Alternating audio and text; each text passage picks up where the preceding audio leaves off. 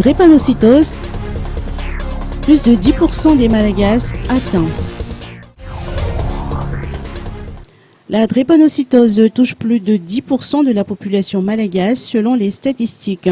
La majorité d'entre eux sont porteurs sains ou hétérozygotes AS, donc porteurs de la maladie, mais ne montrent pas de symptômes, tandis que le reste sont porteurs et malades sous l'appellation homozygote SS.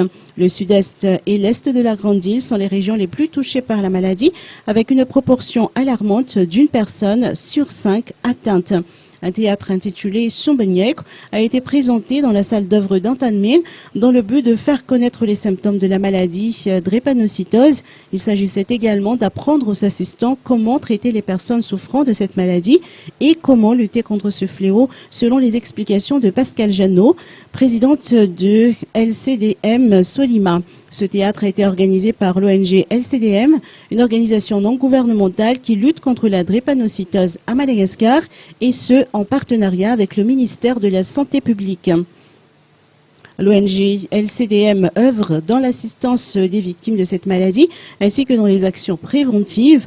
Boire plus de 3 litres d'eau par jour, ne pas prendre froid, ce sont entre autres des préventions pour éviter la crise de drépanocytaire, a fait savoir Pascal Jeannot, présidente de LCDM Solima. Le traitement de la drépanocytose coûte très cher, pas moins d'1 million d'arières par semaine. Une greffe de moelle osseuse est l'unique remède, mais l'opération coûte pas moins de 200 000 €.